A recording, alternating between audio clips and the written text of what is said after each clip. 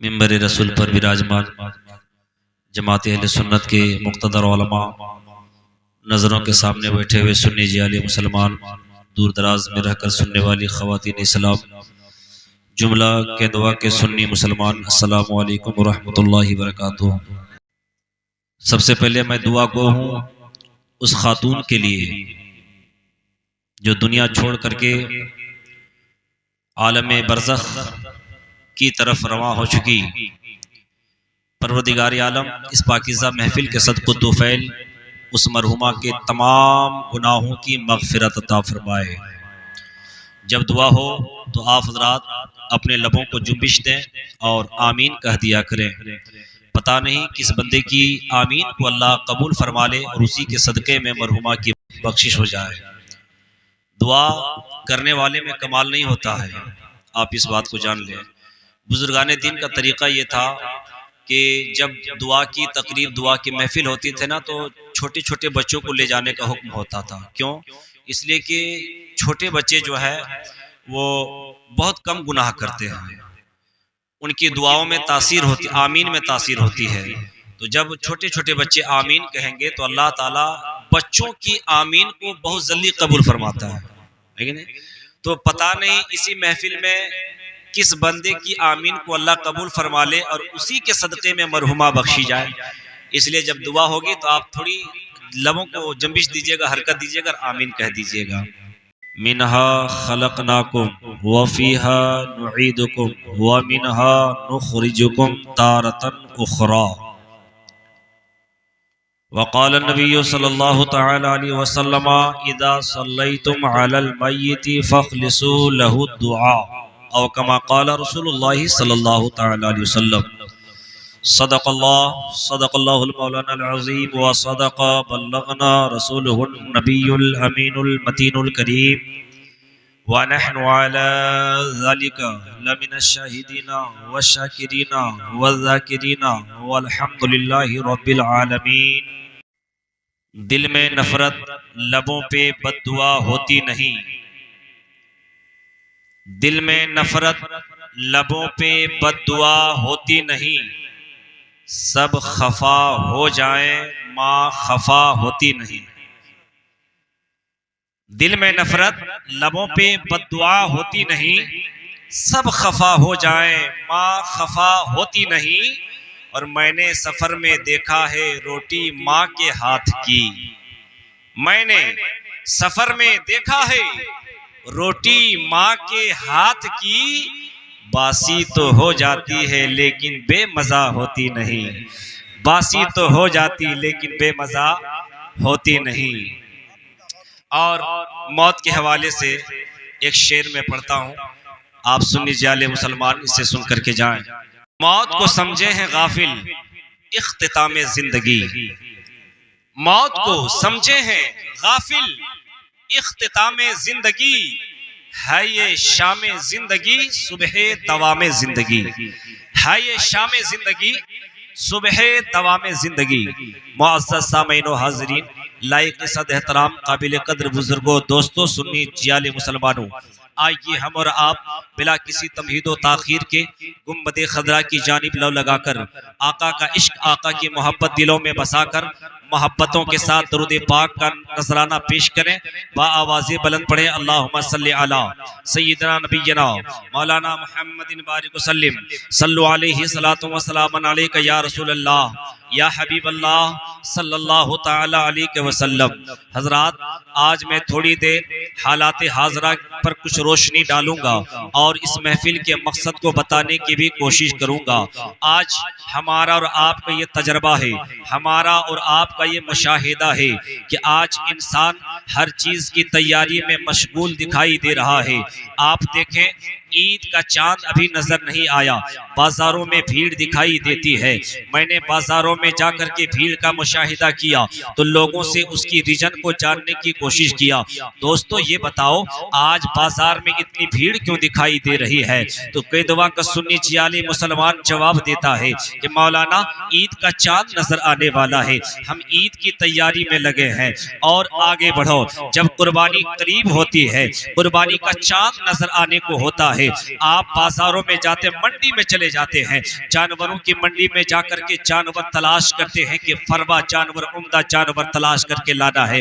جب آپ سے ہم نے کوسچن کیا ہے، بازار میں یہ بھیڑ دیکھی تو میں نے پوچھا کہ اے سنی جیالے مسلمان یہ بتا دے کہ آخر آج اس منڈی میں تو کیا کر رہا ہے؟ تو ایک سنی جیالے مسلمان نے جواب دیا ہے کہ مولانا بقرعید کا چاند نظر آنے والا ہے، ہم قربانی کی تیاری کر رہے ہیں، ابھی قربانی کے مہینے گزر نہیں پائے تھے کہ ہم نے کیا دیکھا کہ لوگ مرغا خریدنے کے لیے بازار جا رہے ہیں۔ مرغا لینے والے سے ہم نے پوچھا کہ یہ بتاؤ آپ مرغا کیوں لے رہے ہو؟ کہا محرم کا چاند نظر آنے والا ہے، امام حسین کی محبت میں ہم کھچڑا پکائیں گے۔ اللہ اکبر، یہ محرم کی تیاری ہے۔ اور آگے بڑھتے چلو، جیسے ہی ربیع الاول شریف کا چاند نظر آنے کو ہوتا ہے، آپ کیندوا کے چوک چوراہے پر جھنڈیاں لگا دیتے ہو۔ آپ سے میں نے سوال کیا یہ بتاؤ یہ جھنڈیاں کس بات کی طرف اشارہ کر رہی ہے؟ آپ نے کہا کہ مولانا یہ ربیع الاول کی تیاری ہو رہی ہے۔ اور آگے بڑھتے چلو، 11ویں کا چاند نظر آ گیا، ہر آنگن میں مرغا کھیلتا ہوا دکھائی دے رہا ہے۔ میں نے کہا کہ مرغا کیوں آخر اتنا دکھائی دے رہا ہے؟ عورتوں نے برجستہ جواب دیا تھا کہ 11ویں شریف کی تیاری ہو رہی ہے۔ اور آگے چلو عزیزان ملت اسلامیہ، اسی طرح آپ اپنی زندگی کے ایک ایک لمحے کو دیکھتے چلو تو انسان کسی نہ کسی بات کی تیاری میں جٹا ہوا ہے۔ اب نوجوان طبقے کی طرف ہم نظر دوڑاتے ہیں۔ میں نے اپنے دوست کو فون کیا، میرے عزیز یہ بتاؤ کہ آپ کیا کر رہے ہو، آپ ابھی کیسے ہو، آپ کی طبیعت کیسی ہے؟ تو اس نے جواب دیا مولانا میں بڑی اچھی، میری طبیعت اچھی ہے اور میں ابھی ITI کی تیاری کر رہا ہوں۔ کسی سے میں نے پوچھا آپ کیا کر رہے ہو؟ انہوں نے کہا میں انجینئرنگ کی تیاری کر رہا ہوں۔ میں نے کہا آپ کیا کر رہے ہو؟ کسی نے کہا کہ میں BA فائنل کی میں تیاری کر رہا ہوں۔ خلاصہ کلام یہ ہے کہ ہر انسان کسی نہ کسی تیاری میں جٹا ہوا ہے، کسی نہ کسی تیاری میں لگا ہوا ہے۔ میں نے عالم تصور میں سوال کیا ہے لوگوں سے، اے لوگوں یہ بتاؤ آپ قربانی کی تیاری قربانی سے پہلے کرتے ہو، عید کی تیاری عید کا چاند نظر آنے سے پہلے کرتے ہو، شب برات کی تیاری شب برات کا چاند نظر آنے سے پہلے کرتے ہو، محرم کی تیاری محرم کا چاند نظر آنے سے پہلے کرتے ہو۔ آپ پوری دنیا کا مشاہدہ کر لیں، ہر انسان امتحان سے پہلے امتحان کی تیاری کرتا ہے۔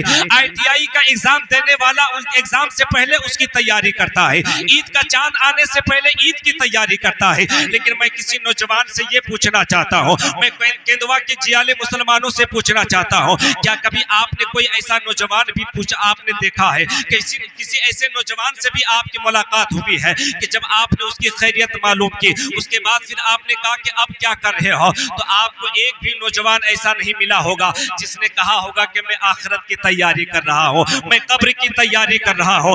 آپ اپنے گاؤں کو لے لے یا کسی گاؤں کو لے لے، کسی گاؤں میں ایسا نوجوان دکھائی نہیں دے گا، کسی گاؤں میں ایسا مسلمان دکھائی نہیں دے گا جو آپ اپنی اس کی زبان سے یہ کلمہ سنو گے کہ میں آخرت کی تیاری کر رہا ہوں، میں قبر کی تیاری میں لگا ہوا ہوں، میں حشر کی تیاری میں جٹا ہوا ہوں۔ قسم خدا کی ہم ایسے جملے نہیں نکالتے، نہ ہماری فکر ایسی ہوتی ہے۔ اب CI کا جملہ سنو کہ اگر انسان دنیاوی ایگزام کے لیے اور دنیاوی تیاریوں میں جتنا ٹائم دے رہا ہے، جتنا وقت دے رہا ہے، کاش اتنی ہی فکر آخرت کی تیاری کی ہو جائے، کاش اتنی ہی چاہ آخرت کی تیاری کی ہو جائے۔ تو CI دعوے کے ساتھ کیندوا میں بول کر کے جاتا ہے، اگر آخرت کی تیاری اتنی زور و شور سے کی جائے گی تو انسان یہاں بھی کامیاب رہے گا اور یہاں سے جانے کے بعد وہاں بھی کامیاب رہے گا، ہے نا؟ اس لیے آپ وہاں کی تیاری کرو، مکمل تیاری کرو، آپ کو وہاں بھی جانا ہے۔ عید بقرعید کے لیے اتنی تیاری، بیوی کو لے جاتے ہو، بیگم کو لے جاتے ہو، سوٹ چوائس کرو۔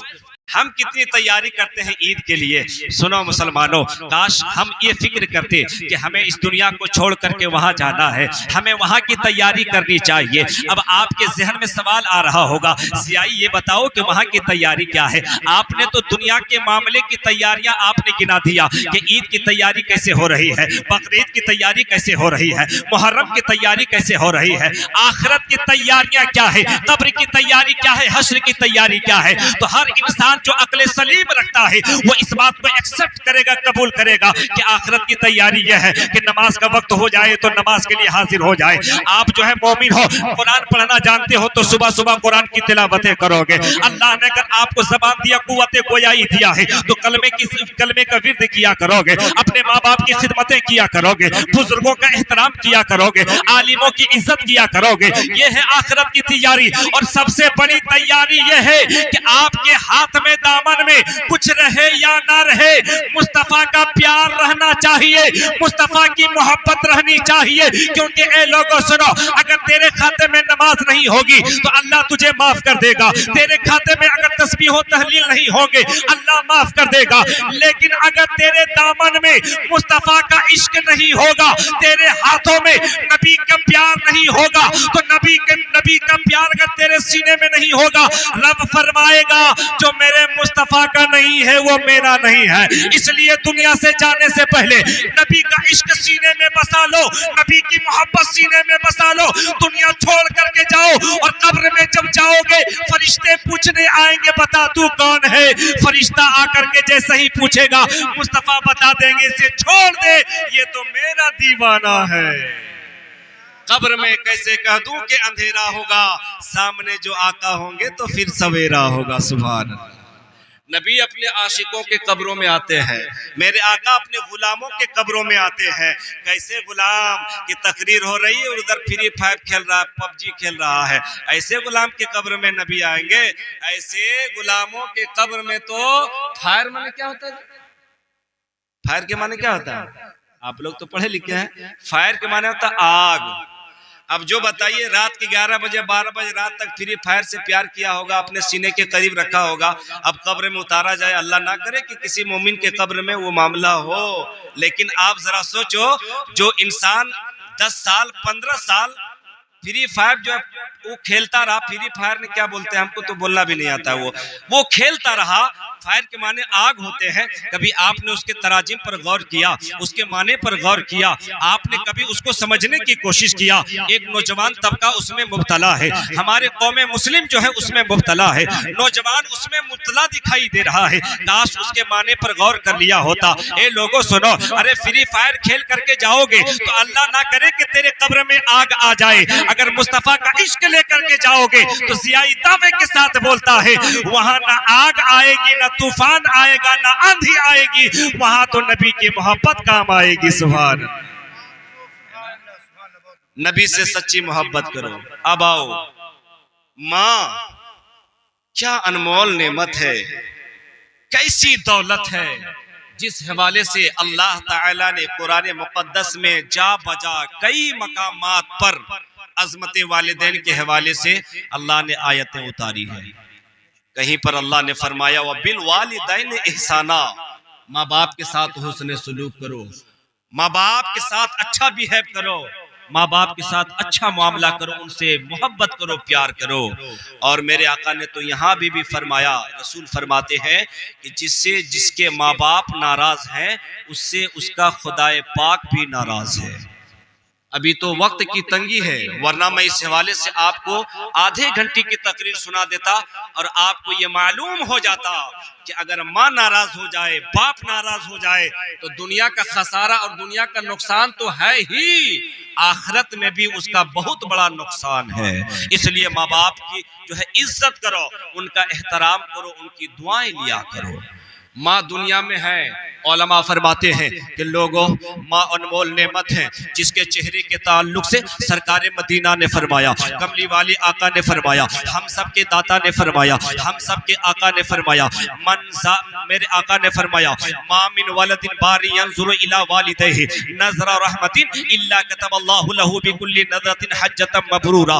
آقا فرماتے ہیں جو بیٹا یا بیٹی اپنے ماں باپ کا چہرہ محبت کی نظر سے ایک مرتبہ دیکھ دیکھتا ہے تو اللہ اس نظر کے بدلے میں ایک حج مقبول کا ثواب عطا فرماتا ہے۔ صحابہ کرام کی جماعت بیٹھی تھی، میرے آقا کی صحابہ نے جواب جو ہے سوال کیا ہے، یا رسول اللہ اگر کوئی بیٹا یا کوئی بیٹی اپنے ماں باپ کا چہرہ محبت کی نظر سے 100 مرتبہ دیکھے گا یا دیکھے گی تو کیا اللہ اسے 100 حج کا ثواب عطا فرمائے گا؟ میرے آقا نے جواب دیا تھا ہاں ہاں اے میرے عاشقوں سن لو۔ میرے آقا کا جواب یہ تھا کہ اگر کوئی بیٹا یا بیٹی اپنے ماں باپ کا چہرہ محبت کی نظر سے 100 مرتبہ دیکھے گا تو اللہ تعالیٰ اسے 100 حج مقبول کا ثواب عطا فرمائے گا، 100 حج کا ثواب عطا فرمائے گا۔ اب بتاؤ ماں کی عظمت کیا اس سے سمجھ میں نہیں آتی؟ کیا ماں کا مقام اس سے سمجھ میں نہیں آتا؟ کیا ماں کا درجہ ہمیں اور آپ کو اس سے سمجھ میں نہیں آتا؟ ارے یہ کسی دنیا دار کی بولی نہیں ہے، یہ تو مدینے والے احمد مختار کی بولی ہے۔ اگر کسی دنیا دار نے یہ کہا ہوتا تو ہم اسے ٹھکرا دیتے کہ یہ دنیا دار کی بولی ہے، مگر یہ اس آقا کی بولی ہے کہ جس کی بات کے تعلق سے علماء بیان کیا کرتے ہیں زمین و آسمان ایک جگہ سے دوسری جگہ ہو سکتے ہیں، زمین و آسمان کی بلندی پستی پہ آ سکتی ہے اور یہاں کی پستی جو ہے بلندی میں جا سکتی ہے۔ میرے آقا کا فرمان ایسا ہے کہ دنیا کے جتنے لوگ ہیں، دنیا دار جتنے ہیں، سب کی باتیں جھوٹی ہو سکتی ہے مگر میرے آقا کی باتیں کبھی غلط نہیں ہو سکتی ہے۔ تو آقا نے کہہ دیا ماں کا چہرہ دیکھنا حج مقبول کا ثواب کمانا ہے۔ اب کچھ لوگ ایسے بھی ہیں جو ماں سے سچی محبت کرتے ہیں، ماں سے پکی محبت کرتے ہیں۔ اب ماں دنیا میں تھی تو ان کا چہرہ دیکھا کرتے تھے، باپ حیات سے تھے ان کے چہرے کا درشن کیا کرتے تھے، لیکن بعد وصال ماں کے گزرنے کے بعد، باپ کے گزرنے کے بعد ایک جو ہے بیٹے کے دل میں یہ بات رہ رہ کر کے تڑپاتی، اس کے دل میں تڑپ آتی ہے، پیدا ہوتی ہے۔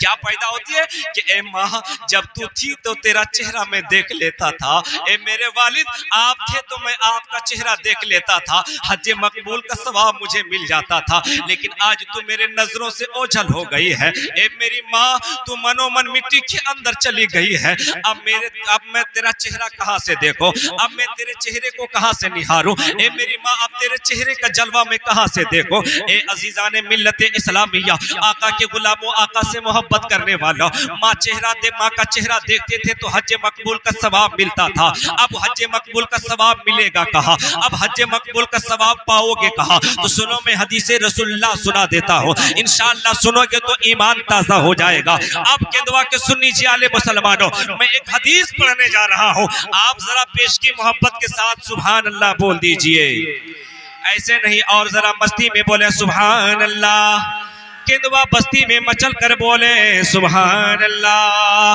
عن ابن عمر رضی اللہ تعالی عنہما انہو قال قال رسول اللہ صلی اللہ تعالی علیہ وسلم من زار قبر ابوہ او احداہما احتسابا کان کعدل حجۃ مبرورا ومن کان زوارا لہما کان زارت الملائکۃ قبرہ او کما قال رسول اللہ۔ میں سناتا ہوں ترجمہ، پیش کی بول دیجئے سبحان اللہ۔ حدیث پاک کے راوی حضرت ابن عمر رضی اللہ تعالی عنہما کی ذات گرامی ہے، آپ فرماتے ہیں میرے سرکار نے فرمایا، میرے نبی نے فرمایا ہے، آقا دو عالم نے فرمایا ہے، جو کوئی بیٹا اپنے ماں باپ کی قبروں کی زیارت کرے گا، اپنے ماں باپ کی قبروں کی زیارت کیا کرے گا، کانا احتسابا ثواب کی نیت سے، ثواب کمانے کے خاطر ماں باپ کی قبروں کی زیارت کرے گا، میرے آقا فرماتے ہیں کہ اس کے بدلے میں اس کو کتنا ثواب ملے گا؟